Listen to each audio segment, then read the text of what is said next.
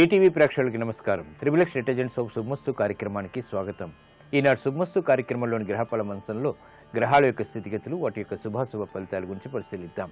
అలాగే రోజు 12 రాశుల వారికి ఏ సంఖ్యలు కలిసి వస్తాయి, రంగుల యొక్క ప్రాధాన్యత, ఏ దేవతల్ని పూజించాలి, ఎటువంటి దేవతాస్థుతులు పఠించాలి, ముఖ్యంగా ఈరోజు 12 రాశుల వారు చేపట్టవలసినటువంటి కార్యక్రమాలు ఏమిటో కూడా పరిశీలిద్దాం. అలాగే ఈరోజు మంత్రఫలం శీర్షికలో 12 రాశుల వారు ఏ మంత్రాన్ని స్మరించడం ద్వారా ఉత్తమ విజయాలు సిద్ధిస్తాయో కూడా పరిశీలిద్దాం. ముందుగా నేటి పంచాంగ వివరాలు. శ్రీ మన్మథనామ సంవత్సరం శ్రావణ మాసం దక్షిణాయనం వర్ష ఋతువు. ఈరోజు శ్రావణ బహుళ చవితి సామాన్య కార్యక్రమాలకి పనిచేస్తుంది.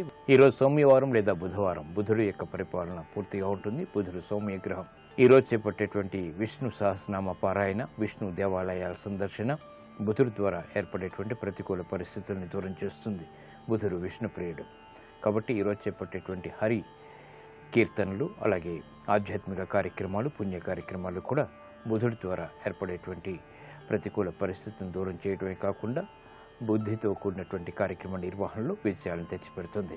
నక్షత్రం రేవతి నక్షత్రం. ఈ రేవతి నక్షత్రంలో ఈరోజు పుట్టేటువంటి వారికి 4వ పాదంలో పుట్టినట్టయితే శాంతి తప్పనిసరి.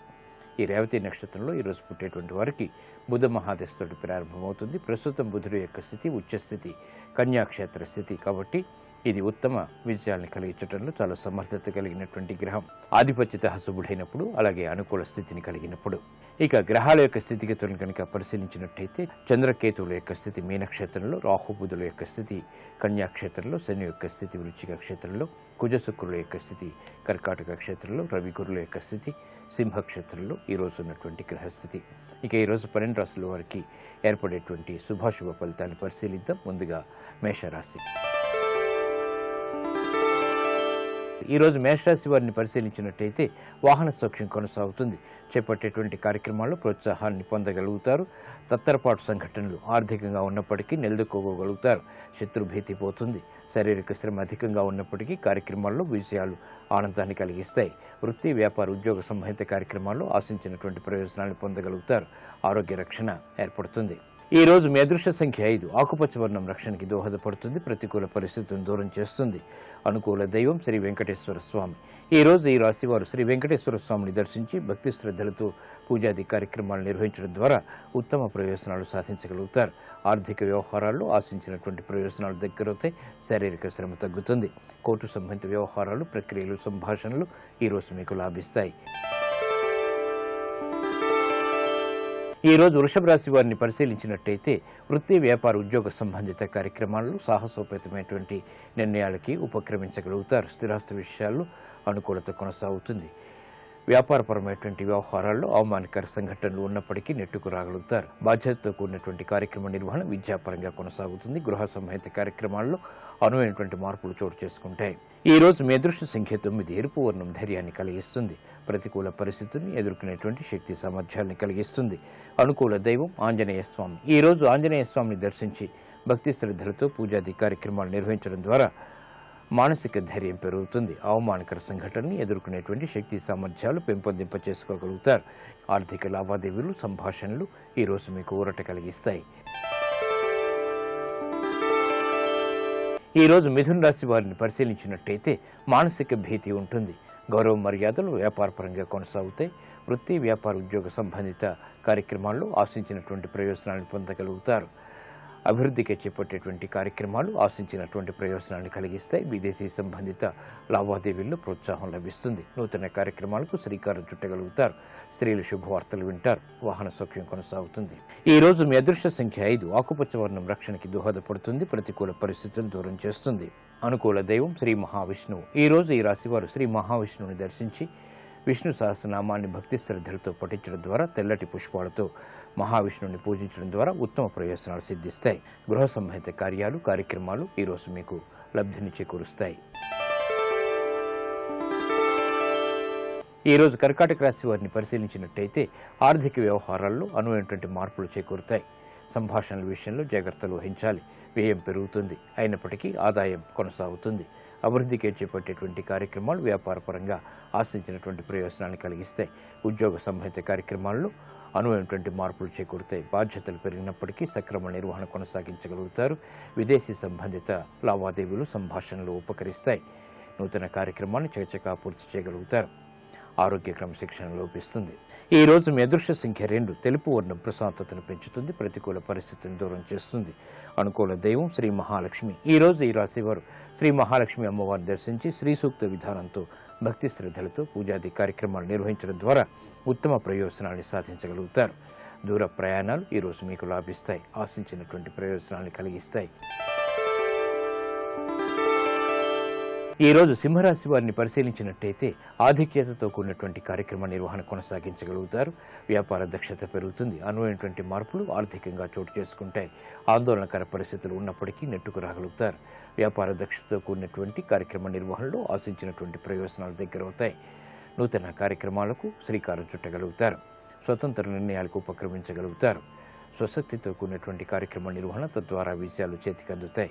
ఆత్మవిశ్వాసం పెరుగుతుంది. ఈ రోజు మీ అదృష్ట సంఖ్య 6. తెలుపు వర్ణం ప్రశాంతతను పెంచుతుంది, ప్రతికూల పరిస్థితులను దూరం చేస్తుంది. అనుకూల దైవం లక్ష్మీ నరసింహస్వామి. ఈ రోజు ఈ రాశి వారు లక్ష్మీ నరసింహస్వామిని దర్శించి భక్తి శ్రద్ధలతో పూజాది కార్యక్రమాలు నిర్వహించడం ద్వారా ఆశించినటువంటి ప్రయోజనాలు దగ్గరవుతాయి. ఆర్థిక ప్రయత్నాలు, లావాదేవీలు, సంభాషణలు ఈ రోజు మీకు అనుకూలతను కలిగిస్తాయి.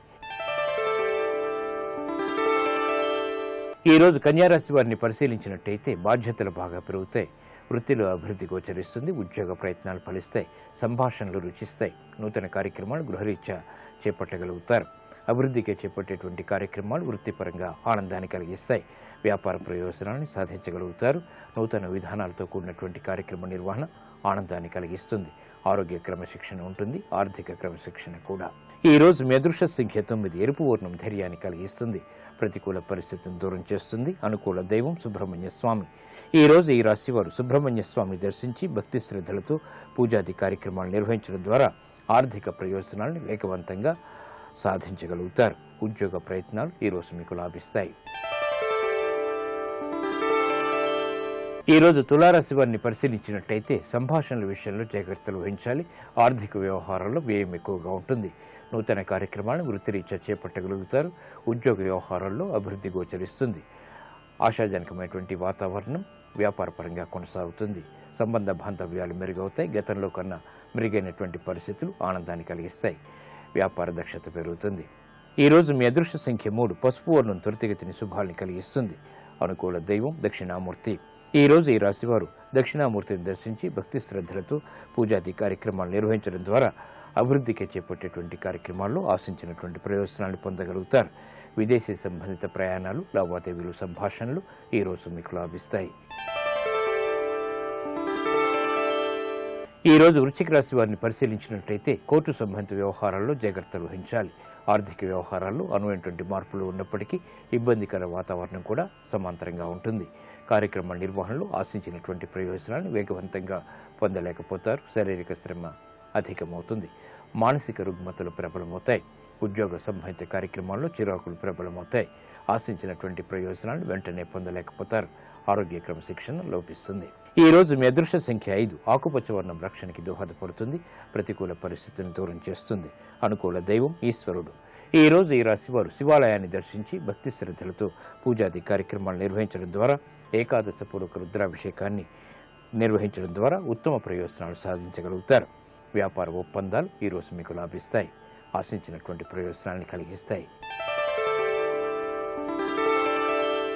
ఈ రోజు ధనుసు రాశి వారిని పరిశీలించినట్టయితే కార్యక్రమ నిర్వహణలో నైపుణ్యం కొనసాగుతుంది. వ్యాపార దక్షత పెరుగుతుంది. వృత్తి, వ్యాపార, ఉద్యోగ సంబంధిత కార్యక్రమాల్లో నూతన ఆలోచనలు ఫలిస్తాయి. వృత్తిలో అభివృద్ధికి చేపట్టేటువంటి కార్యక్రమాల్లో ఆదాయ మార్గాల్ని అన్వేషించగలుగుతారు. వ్యాపార ప్రతిబంధకాలను తొలగించుకునేటువంటి అంశాలు ఆనందాన్ని కలిగిస్తాయి. గతంలో కన్నా మెరుగైనటువంటి పరిస్థితులు గృహరీత్యా ఆనందాన్ని కలిగిస్తాయి. స్వతంత్ర నిర్ణయాలకు ఉపక్రమించగలుగుతారు. ఆత్మవిశ్వాసం పెరుగుతుంది. ఈ రోజు మీ అదృష్ట సంఖ్య 9. ఎరుపు వర్ణం ధైర్యాన్ని కలిగిస్తుంది. అనుకూల దైవం శ్రీ వెంకటేశ్వర స్వామి. ఈ రోజు ఈ రాశివారు శ్రీ వెంకటేశ్వర స్వామిని దర్శించి భక్తి శ్రద్ధలతో పూజాది కార్యక్రమాలు నిర్వహించడం ద్వారా ఉత్తమ ప్రయోజనాలు సాధించగలుగుతారు. ఉద్యోగ ప్రయత్నాలు ఈ రోజు మీకు లాభిస్తాయి.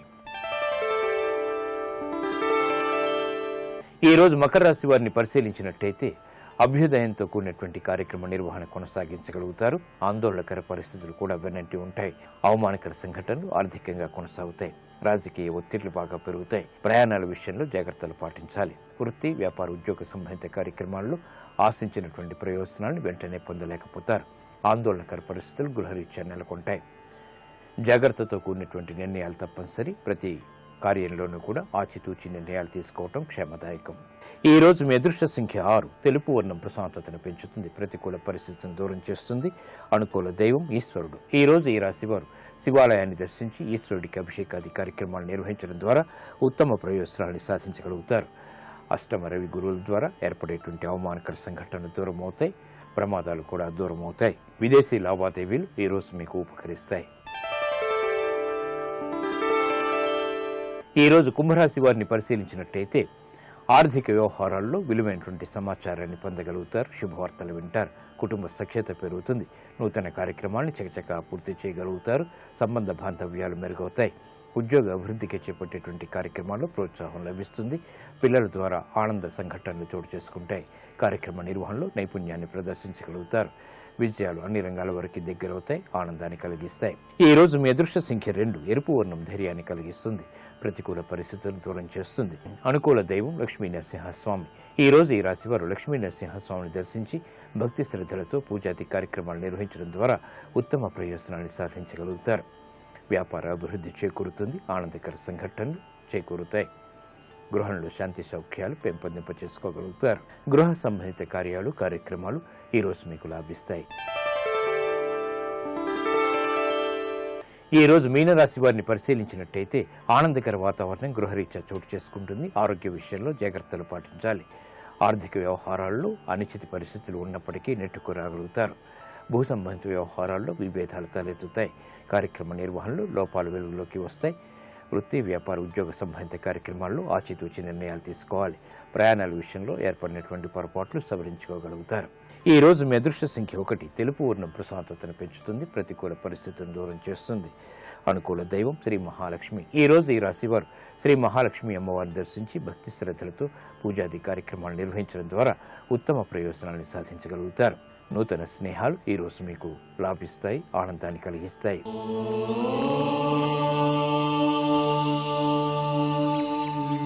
చేపట్టేటువంటి కార్యక్రమాల్లో ప్రోత్సాహం లభించడానికి, ఆర్థికపరమైనటువంటి బలం పెంపొందింప చేసుకోవటానికి ఈ రోజు 12 రాశుల వారు ఓం నమో నారాయణాయ అనేటువంటి మహామంత్రాన్ని మనస్ఫూర్తిగా స్మరించడం ద్వారా ఉత్తమ విషయాలు సాధించగలుగుతారు.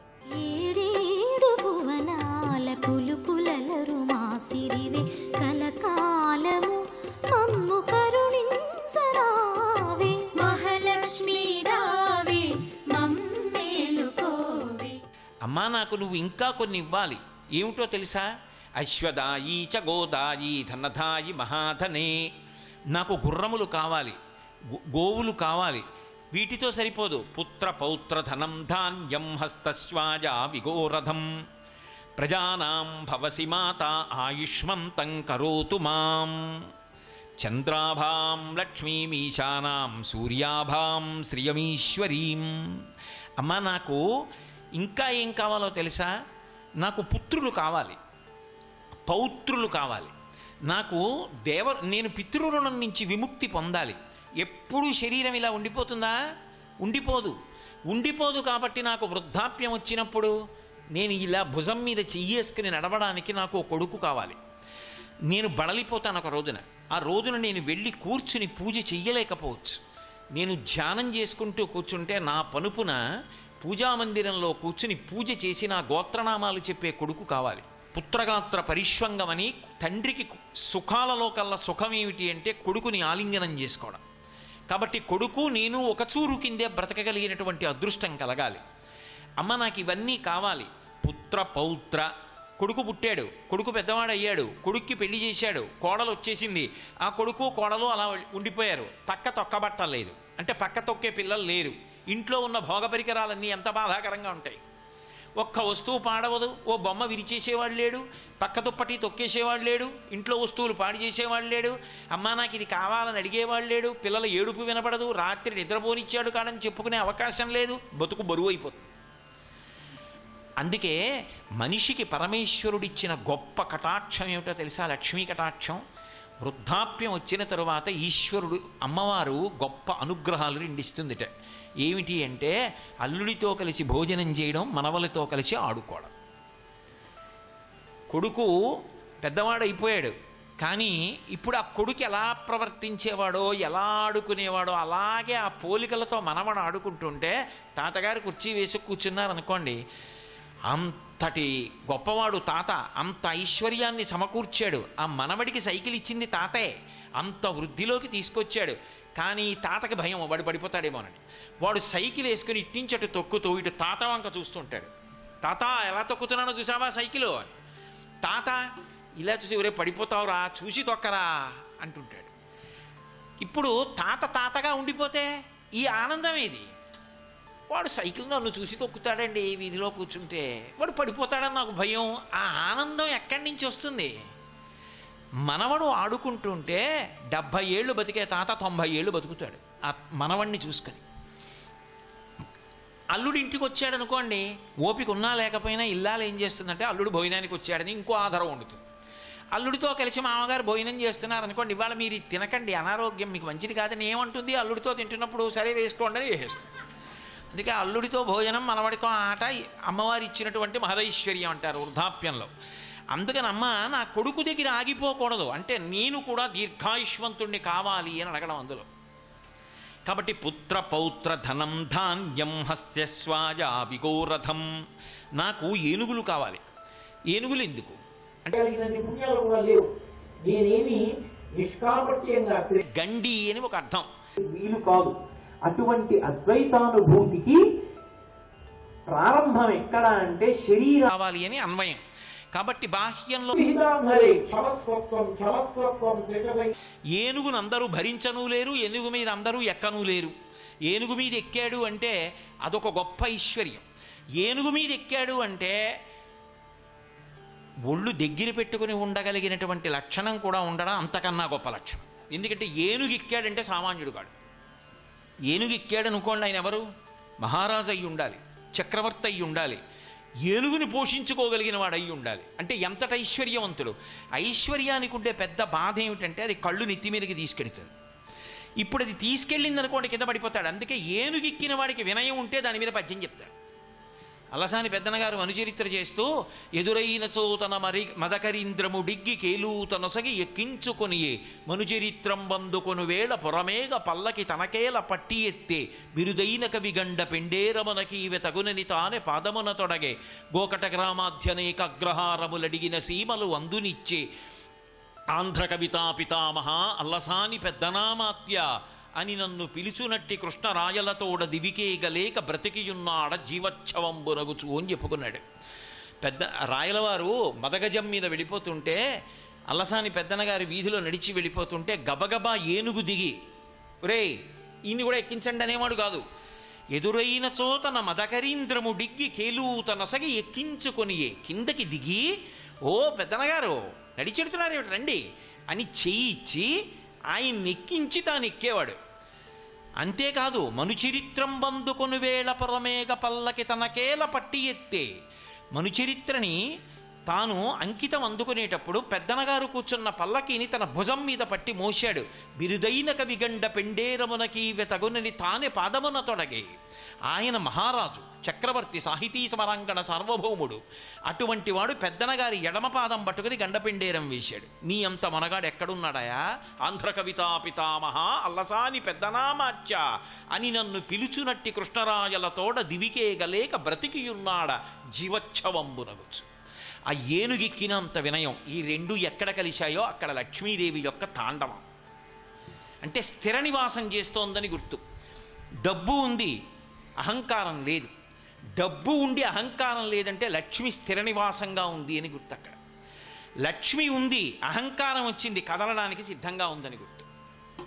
అందుకే భాగవతంలో ఆ కుబేరుడి యొక్క కుమారులు నలకోపర మణిగ్రీవులకి శాపం ఇచ్చేటప్పుడు నారద మహర్షి అంటారు, కలవారి సుతులమనుచును కలకంటుల తోడకూడి కానరు పరులన్ కలలోనైనను వీరికి గల కావరమణగించి బుధుల చేర్చుట యొప్పున్. వీళ్ళకి డబ్బున్న వాళ్ళు అవడం వల్ల అహంకారం తలకెక్కింది. వీళ్ళ ఐశ్వర్యం తీసేసి మద్ది చెట్లై పడిపోతే వీళ్ళకి తెలిసి వస్తుంది అనుకున్నాడు. కాదు కాదు, కొంతమందిని చూడండి ఐశ్వర్యం ఉంటుంది కానీ ఎంత వినయంగా ఉంటారు. ఆ ఐశ్వర్యం వాళ్ళని పాడు చేయదు. పరమ వినయంగా ఉండడానికి కారణమవుతుంది. అంటే ఏమిటంటే లక్ష్మి స్థిర నివాసమై ఉన్నది. అది వెళ్ళిపోయే లక్ష్మి కాదు, ఉండే లక్ష్మి. అది వాళ్ళని పాడు చేయలేదు, వాళ్ళని అలాగే నిలబెట్టింది. అది భగవద్విభూతి. కాబట్టి అమ్మా, నాకు కేవలం నేను అనుభవించడం కాదు, ఏదో ఇవాళ అనుభవించి రేపు శరీరం వెళ్ళిపోవడం కాదు, దీర్ఘాయుష్మంతుడై ఉండాలి. దీర్ఘాయుర్దాయం లేదనుకోండి, దీర్ఘాయుర్దాయం లేకపోతే ఎన్ని ఉంటే మాత్రం ఏమిటి సుఖం? భార్య ఉంది, ఓ కొడుకున్నాడు, అర్ధాయుష్గా వెళ్ళిపోయాడు, వీళ్ళందరూ ఎంత బాధపడతారు? కాబట్టి దీర్ఘాయుర్దాయం ఉండాలి. శంకరాచార్యులు వారు సౌందర్యలహరి చేస్తూ అంటారు, చిరంజీవన్నే వక్షపిత పశు పాశవ్యతికర పరానందాభిక్యం రసయతి రసం తద్భజనవాన్ అంటారు. అమ్మవారిని స్తోత్రం చేసిన వాడికి, అమ్మవారి అనుగ్రహాన్ని కోరుకున్న వాడికి అమ్మవారి ఇచ్చేటటువంటి గొప్ప అనుగ్రహం ఏమిటంటే దీర్ఘాయుష్మంతుణ్ణి చేస్తుంది. ఆ ఆయుర్దాయం ఉంది, మంచాన పడున్నాడు, లేవలేడు, అలా ఉంటాడు. ఉన్నాడు. ఆయన మలమూత్రములను ఆయన విసర్జించాడు, తనంత తాను విసర్జించుకోలేడు, లేచి వెళ్ళలేడు, తన పదార్థాన్ని తాను తినలేడు. ఎవరో వచ్చి పెట్టాలి, ఎవరో తీసుకెళ్ళాలి మరుగుదొడ్లోకి. ఉపయోగమా? కాదు. ఆయువుకి పక్కన ఆరోగ్యం ఉండాలి. ఆరోగ్యముతో కూడినటువంటి ఆయువు వలన పుణ్యకర్మ చేయడానికి అవకాశం కలుగుతుంది. ఇది లక్ష్మి.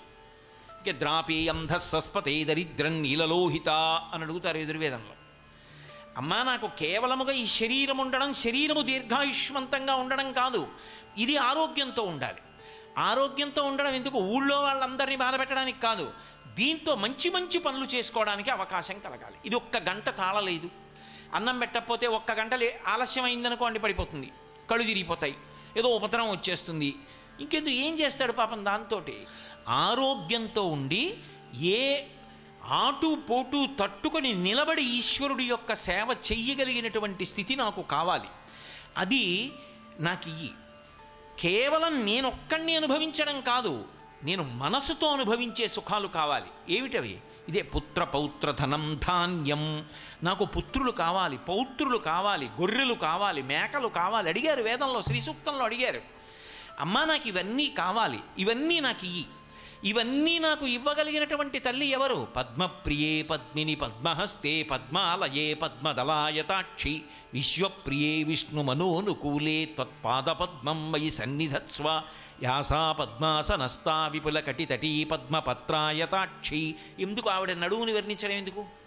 విపుల కటితటీ, ఆమె కూర్చున్నప్పుడు ఆమె నడుము సన్నగా ఉందని వర్ణించడం. ఏమిటి దాని అర్థం అంటే, గత జన్మలలో చేసుకున్న పుణ్యకర్మ లేదు, ఈ జన్మలలో సుఖాలు అనుభవించడానికి ఐశ్వర్యం లేదు, లోపల కోరికుంది, బయట సంపత్తి లేదు, ఒకవేళ సంపత్తి ఉన్నా అనుభవించడానికి అవకాశం లేదు, దేహారోగ్యం లేదు.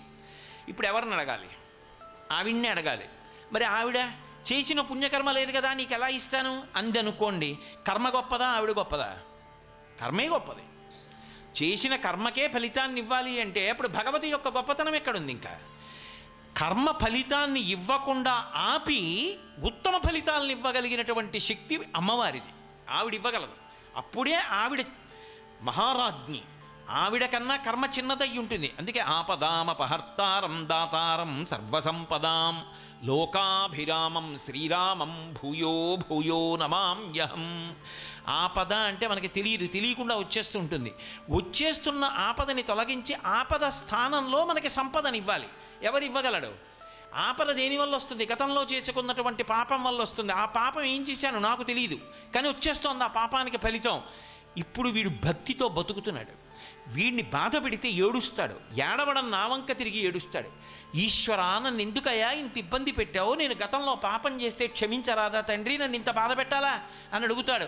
నేను తప్పులు చేశానని ఒప్పుకున్నాడు. అజ్ఞానినామయా దోషాన్ అశేషాన్ విహితాన్ హరే క్షమస్వత్వం క్షమస్వత్వం శశశైల శిఖామణే. తెల్లవారి లేస్తే చెప్తున్నాడు. ఇన్ని చెప్తున్నా కూడా నేను వాడిని బాధ పెడితే వాడు నన్ను ఉద్దేశించి ఏడిస్తే ఏమన్నా? ఆయన అలా అనుకోవడం ఆయన యొక్క దయ. అందుకే సనాతన ధర్మానికి ప్రాణం ఎక్కడుంది అంటే ఈశ్వర కారుణ్యమునందు ఉన్నది. ఈశ్వరుడు కరుణామూర్తి కాడనుకోండి, ఆయన ఎందు దయ లేదనుకోండి, ఉత్తర క్షణంలో కర్మ గొప్పదైపోతుంది. నేను అలా దయ వహించను, ఎవడు చేయమన్నాడు నిన్ను గత జన్మల్లో అనుభవించు అన్నాడు అనుకోండి, అప్పుడు ఆయన ఒక పట్టాన లొంగడు, ఏమీ ఇవ్వడు. ఏమీ ఇవ్వనటువంటి వాడు ఈశ్వరుడైపోతే ఆయన ఎంత సమర్థుడైతే మాత్రం మనకేమిటి ఉపయోగం? లోకంలో వచ్చినటువంటి రోగి మీద విసుక్కునేటటువంటి వైద్యుడు, నడవడి తెలియనటువంటి శిష్యుణ్ణి చూసి విసుక్కునే గురువుగారు, అవతలవాడి యొక్క పాపములు చూసి దయ పొందని పరమేశ్వరుడు ఉన్నా ఒకటే, ఊడిపోయినా ఒకటే. శిష్యుడు ఇంతకుముందు ఏదో తెలియదు, ఏవో తప్పులు చేశాడు. అయ్యా మీ మాటలు విన్నానండి, నా మనసు మార్చుకున్నాను, పూర్వంలా నేను బ్రతకాలనుకోవట్లేదు, నేను ఇప్పుడు సక్రమంగా బ్రతకాలనుకున్నాను, నన్ను ఎలా బ్రతకమంటారు అని అడిగాడు. ఏం చేశావు గతంలో? నీకెందుకు ఆ విషయాలు? వాడు మారానని చెప్తున్నాడు. నీ గతం నాకెందుకా? ఇప్పుడు నువ్వు ఈశ్వరాభిముఖ్యం పొందావు, శ్రీరామనామం రాయి రోజు, అదే నిన్ను రక్షిస్తుంది. ఒక్క మంచి మాట చెప్పు. శిష్యుడి గతం గురించి ఆలోచన చేసి ఎంతసేపు శిష్యుడు ఉద్ధరింపబడడానికి అవకాశం లేదని మాట్లాడిన గురువు వలన ప్రయోజనం ఉండదు. ఈశ్వరుడు వచ్చేవాళ్ళందరూ కర్మలు చేసేసి నాకు సుఖాలే కావాలంటారండి అంటే ఆయన వల్ల ఉపయోగం ఏమిటి? అప్పుడు కర్మ కప్పదవుతుంది కాదు. ఆయనకి ఏముంటుందో తెలుసా? కారుణ్యం ఉంటుంది. సర్వం శ్రీ ఉమామహేశ్వర పరబ్రహ్మార్పణమస్తు. స్వస్తి. సమస్త ఇంద్రియములు పనిచేయడానికి ఆవిడ హేతువయ్యున్నది అని నువ్వు నమ్మి, ఆమె అన్ని అధికారములు పొంది ఉన్నది అని నమ్మి ఒక్క నమస్కారం చెయ్యగలిగితే చాలు, ఆవిడ అనుగ్రహిస్తుంది, అనుగ్రహించి ఇవ్వగలదు.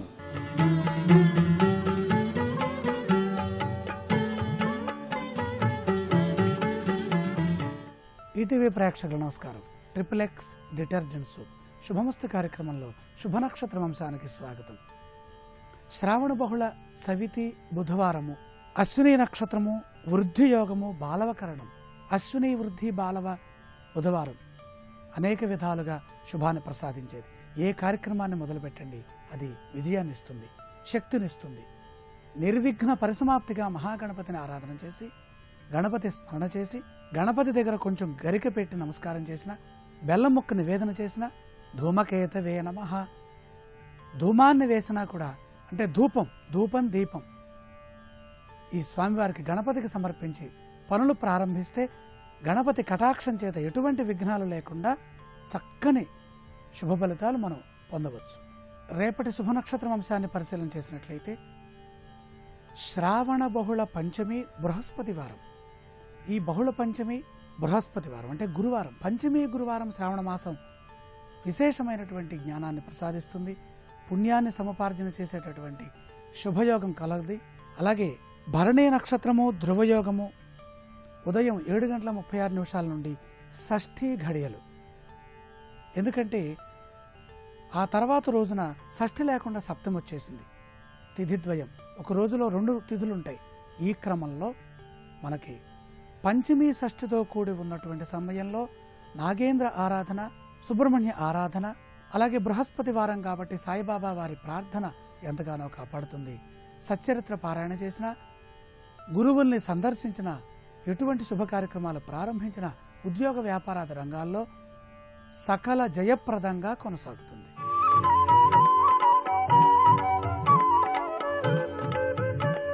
పేరులో పిన్నతి అంశానికి స్వాగతం. లీలు లేలో భరణి. భరణి నక్షత్రం చివరి పాదంలో లో అక్షరం ఉంది. లోహిత్, లోకేష్, లోకనాథ్, లోకేశ్వరి ఇవన్నీ కూడా భరణి నక్షత్రం 4వ పాదాన్ని సూచిస్తున్నాయి. లో అనంగానే పరమేశ్వర బీజం. లోకానికి ఈశ్వరుడు ప్రభువు ఎవరయ్యా అంటే సాక్షాత్ పరమేశ్వరుడు. ఈశ్వరారాధన చేస్తే కలిసి వస్తుంది. చంద్రవారం, సోమవారం, అదృష్టవారం, అధినాయకత్వం.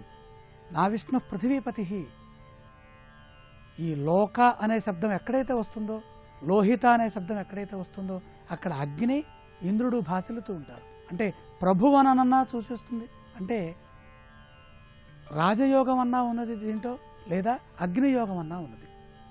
లోహిత అంటే అగ్నియోగం, లోకేష్ అంటే పాలకుడు అంటే ఇంద్రయోగం. ఇంద్రాగ్నులని ఆరాధించటం, ప్రధానంగా అగ్నిదేవత ఆరాధన. సాయిబాబా వారి ధునిలో మనం ఆ ధునికి సంబంధించినటువంటి పూర్ణాహుతి పదార్థాలను సమర్పించడం మంచిది. ప్రభువులుగా భాసిల్లుతారు, శక్తిమంతులుగా, యుక్తిమంతులుగా, నిస్వార్థంతో పనిచేసేటటువంటి బోళా శంకరులుగా ఉంటారు. దాన గుణము విశేషంగా కలిగి ఉంటుంది. లోభత్వం లేకుండా చూసుకోవాలి. లాలి, లీ, లు, లే, లో ఇక్కడ లు, లే అనే అక్షరాలతో నామాలు ఎక్కువగా లేవు కాబట్టి లో అనే అక్షరాన్ని తీసుకొని మనం పరిశీలన చేస్తున్నాం. యమధర్మరాజు కాబట్టి ఈ నక్షత్రానికి అధిపతి భరణి స్యాద్యమో రాజా.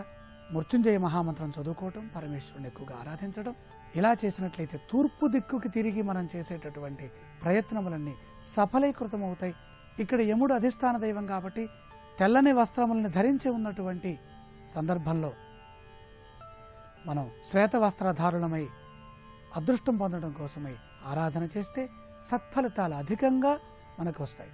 జయ జయ జయ శ్రీ హరిప్రియ రాణి సిరి మహాలక్ష్మి మంగళదాయని జయ జయ హే మధుసూదన కామిని శ్రీ మహాలక్ష్మి నమోస్తుతే. ఈటీవీ ప్రేక్షకులకు నమస్కారం. త్రిబుల్ ఎక్స్ డిటర్జెంట్ సోప్ శుభమస్తు కార్యక్రమంలో శ్రావణం శుభప్రదం అనే శీర్షికకు స్వాగతం. ఈ శీర్షికన శ్రావణ మాసంలో వచ్చే సంకష్టహర చతుర్థి సందర్భంగా మహాలక్ష్మీదేవి అనుగ్రహాన్ని సులభంగా పొందటానికి, అష్టైశ్వర్యాలను సిద్ధింపజేసుకోవటానికి గణపతిని ఈరోజు ఎటువంటి విధి విధానాలతో పూజించాలో పరిశీలిద్దాం. సంకష్టహర చతుర్థి సందర్భంగా ఈరోజు ప్రతి ఒక్కరూ కూడా గృహంలో ఉత్తర దిక్కులో గణపతి విగ్రహాన్ని కానీ చిత్రపటాన్ని కానీ ఉంచి పూజించినట్లయితే ఉత్తమమైన ఫలితాలు కలుగుతాయి. గణపతి విగ్రహానికి ఈరోజు పంచామృతాలతో అభిషేకం చేసినట్లయితే రుణబాధల నుంచి బయటపడి అష్టైశ్వర్యాలను సిద్ధింపజేసుకోవచ్చు. అలాగే ఈరోజు సంకష్టహర చతుర్థి సందర్భంగా ఆకుపచ్చ రంగులో ఉన్నటువంటి వస్త్రాలను ధరించి గృహంలో ఉత్తర దిక్కులో పూజాపీఠాన్ని ఏర్పాటు చేసుకోవాలి. ఆ పూజాపీఠం మీద ఒక ఆకుపచ్చ రంగులో ఉన్నటువంటి వస్త్రాన్ని ఉంచి ఆ వస్త్రం మీద గణపతి చిత్రపటాన్ని ఉంచాలి. ఆ చిత్రపటానికి గంధము కుంకుమ అలంకరించాలి. ఆ తర్వాత గణపతి చిత్రపటానికి చామంతి పూలమాలను అలంకరించాలి. గణపతిని గరికతో, కలువ పువ్వులతో, ఎర్రటి పుష్పాలతో, కుంకుమ కలిపిన అక్షింతలతో పూజిస్తూ ఈరోజు సంకష్టహర చతుర్థి సందర్భంగా నమో హేరంబాయ మదమోదితాయ సంకష్టస్య నివారణాయ నమః అంటూ గణపతిని పూజించాలి. అలా పూజించినట్లయితే గణపతి యొక్క అనుగ్రహం ద్వారా మహాలక్ష్మీదేవి కరుణా కటాక్ష వీక్షణాలకు చాలా సులభంగా పాత్రలు కావచ్చు. అలాగే ఈరోజు గణపతిని పూజిస్తున్నప్పుడు గణపతి చిత్రపటానికి రెండు వైపులా 2 వెండి ప్రమిదలను ఉంచి ఆ వెండి ప్రమిదలలో కొబ్బరి నూనె పోసి ఒక్కొక్క వెండి ప్రమిదలో 7 ఒత్తులు వేసి గణపతి చిత్రపటం ముందు దీపారాధన చేయాలి. జిల్లేడు ఒత్తులతో ఈరోజు గణపతి చిత్రపటం ముందు దీపారాధన చేసి స్వామిని పూజించినట్లయితే మహాలక్ష్మీదేవి యొక్క అనుగ్రహం ద్వారా దారిద్ర్య బాధలను తొలగింపజేసుకొని అష్టైశ్వర్యాలను సిద్ధింపజేసుకోవచ్చు. అలాగే ఈరోజు గణపతిని పూజించేటప్పుడు గణపతిని మారేడు దళాలతో పూజించినట్లయితే మహాలక్ష్మీదేవి యొక్క అనుగ్రహాన్ని పొంది దారిద్ర్య బాధలు, రుణ బాధలు వీటన్నిటి నుంచి సులభంగా బయటపడి ఆర్థికంగా చక్కటి పురోభివృద్ధిని సాధించవచ్చు. అలాగే ఈరోజు గణపతిని పూజిస్తున్న తరుణంలో ఒక పసుపు రంగు తోరాన్ని కుడి చేతికి ధారణ చేసి గణపతిని పూజించినట్లయితే ఉత్తమమైనటువంటి ఫలితాలు కలుగుతాయి. గణపతిని పూజించిన తర్వాత గణపతి ప్రీతి కోసం స్వామివారికి ముద్ద కర్పూరంతో హారతి ఇవ్వాలి. అలాగే గణపతికి వెలగపండు, అరటిపండు, కుడుములు, ఉండ్రాళ్ళు, గారెలు, బూరెలు వీటిలో ఏవైనా సరే నివేదన చేసి వాటిని ప్రసాదంగా స్వీకరించినట్లయితే గణపతి యొక్క అనుగ్రహానికి చాలా సులభంగా పాత్రలు కావచ్చు. అలాగే ఈరోజు గణపతిని పూజిస్తున్న తరుణంలో గణపతి చిత్రపటం పక్కనే ఒక కలశాన్ని ఏర్పాటు చేసి ఆ కలశంలో కొబ్బరికాయ మీద ఆకుపచ్చ రంగులో ఉన్నటువంటి వస్త్రాన్ని ఉంచి గణపతిని పూజించినట్లయితే అత్యుత్తమమైనటువంటి ఫలితాలను పొందవచ్చు. అలాగే ఈరోజు గృహంలో లక్ష్మీ, గణపతి, సరస్వతి ముగ్గురు ఉన్నటువంటి చిత్రపటానికి ఎర్రటి పూలమాల అలంకరించడం ద్వారా కూడా లక్ష్మీ గణపతులు ఇద్దరి యొక్క అనుగ్రహానికి సులభంగా పాత్రలు కావచ్చు. అదేవిధంగా ఈరోజు శ్వేతార్క గణపతి అంటే తెల్ల జిల్లేడు వేరు మీద చెక్కిన గణపతిని గనక పూజించినట్లయితే అన్ని రకాలైనటువంటి కేతుగ్రహ దోషాలను నివారింపజేసుకొని ఉద్యోగంలో ప్రమోషన్లను సిద్ధింపజేసుకోవటానికి, ఆర్థికంగా చక్కటి పురోభివృద్ధిని సాధించడానికి ఆస్కారం ఎంతగానో ఉంది. అలాగే ఈరోజు సంకష్టహర చతుర్థి సందర్భంగా బంగారంతో తయారు చేయబడిన గణపతి విగ్రహానికి ఎర్రటి పుష్పాలతో పూజ చేసినట్లయితే జాతక చక్రంలో ఉన్న అపమృత్యు దోషాలను తొలగింపజేసుకొని ఆయుర్దాయాన్ని పెంపొందింపజేసుకోవడంతో పాటుగా అష్టైశ్వర్యాలను సిద్ధింపజేసుకోవచ్చు. వెండితో తయారు చేయబడిన గణపతి విగ్రహానికి ఈరోజు గరిక కుంకుమ కలిపిన అక్షింతలతో పూజను నిర్వహించినట్లయితే గణపతి యొక్క అనుగ్రహం ద్వారా సకల అనారోగ్య సమస్యలను తొలగింపజేసుకొని ఆరోగ్యాన్ని సిద్ధింపజేసుకోవచ్చు. అదేవిధంగా రాగి లోహంతో తయారు చేయబడిన గణపతి విగ్రహానికి ఈరోజు ఎర్రటి పుష్పాలతో పూజ చేసినట్లయితే మీరు ఒక కోరిక కోరుకుంటే ఆ కోరిక వెంటనే నెరవేరటానికి ఆస్కారం ఎంతగానో ఉంది. అలాగే గణపతి ప్రీతి కోసం ఈరోజు ప్రత్యేకంగా రాగులు కలిపినటువంటి అన్నాన్ని నివేదించినట్లయితే మీకున్నటువంటి సర్వ సమస్యలు కష్టాలు నివారించబడి చక్కటి పురోభివృద్ధిని సాధించడానికి, అద్భుతమైనటువంటి ఆర్థిక వృద్ధిని సాధించడానికి ఆస్కారం ఎంతగానో ఉంది. అందువల్ల శ్రావణ మాసంలో వచ్చే సంకష్టహర చతుర్థి సందర్భంగా ప్రతి ఒక్కరూ గణపతి అనుగ్రహం ద్వారా మహాలక్ష్మీదేవి యొక్క కటాక్షాన్ని సిద్ధింపజేసుకోవటానికి ప్రత్యేకమైన విధి విధానాలతో గణపతి పూజ చేయండి. లక్ష్మీ గణపతులు ఇద్దరి యొక్క అనుగ్రహాన్ని సులభంగా పొంది ఆయురారోగ్య అష్టైశ్వర్యాలను సిద్ధింపజేసుకోండి. రేపటి శుభమస్తు కార్యక్రమంలో శుభయోగం శీర్షికన శ్రావణ మాసంలో వచ్చే గురువారం సందర్భంగా మహాలక్ష్మీదేవి యొక్క అనుగ్రహాన్ని సులభంగా పొందటానికి ఎటువంటి విధి విధానాలను పాటించాలో పరిశీలిద్దాం.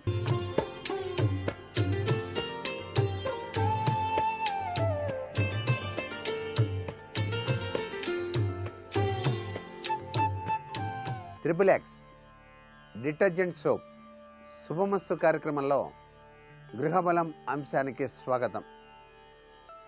సంకటములు లేకుండా పరిపూర్ణంగా దివ్యవంతమైనటువంటి ఆనందతత్వాలతో గృహంలో ప్రతి ఒక్కరూ కూడాను జీవించడానికి మన శాస్త్రంలో సంకటనాశక గణేశ అనేటువంటి ఒక సాంప్రదాయబద్ధమైనటువంటి పూజాది కార్యక్రమాలు పెట్టారు. అవే మనకి సంకటహర చతుర్థిగా కీర్తింపబడుతున్నాయి.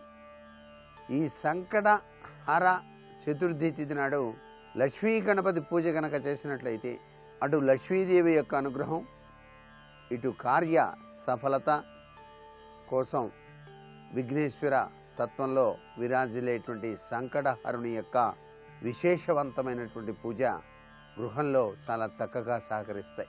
ఈ సంకటహర చతుర్థి నాడు తప్పనిసరిగా ఉపవాసం ఉండాలి. ఉపవాసం దేనికి ఉంటున్నాం అంటే మనకి ఆరోగ్యం ఎల్లవేళలా చక్కగా ఉండటానికి ఈ పూజ సహకరిస్తుంది. నెలకొక్కసారైనా కనీసం ఉపవాసం ఉండటం అలవాటు చేసుకున్న వ్యక్తి జీవితంలో ఎటువంటి అనారోగ్యాలు పొడసోపు. ఈ సంకటహర చతుర్థి నాడు ఉపవాసం ఉండి ఆ రోజు ఉదయాన్నే ఆ పరమేశ్వరుని యొక్క పుత్రుడైనటువంటి స్వామివారు, ఆయన స్థితిపతి, నిధిపతి, ప్రియపతి కదా, అటువంటి గణపతిని అక్కడ చక్కగా అలంకరింపచేసి ఆయనకి ఇష్టమైన గరికతోనూ చక్కగా పూజ చేసి ఎరుపు రంగు పూలతో అర్చన చేసిన పిదప లక్ష్మీదేవి యొక్క శ్రీ సూక్తం చదువుకోవాలి. ఎందుకంటే శ్రావణ మాసం కదండి. ఈ శ్రావణ మాసంలో లక్ష్మీ గణపతి ఆరాధన విశిష్టవంతమైన ప్రభావాన్ని ప్రసరింపజేస్తుంది గృహానికి. అనుకున్న పనులు అనుకున్నట్టు నెరవేరేట్టు చేయగల సమర్థత గణపతికి ఉన్నది కాబట్టి, అనుకున్న పనులు సమర్థతతో ఉన్నప్పుడు లక్ష్మీదేవి అనుగ్రహం ఉంటుంది కాబట్టి లక్ష్మీదేవి అనుగ్రహం కోసం శ్రీ సూక్త పఠనం, శ్రీ సూక్తాభిషేకం తప్పనిసరిగా ఆవు పాలతో కనుక చేసినట్లయితే సర్వే సర్వత్రా శుభం చేకూరుతుంది గృహానికి.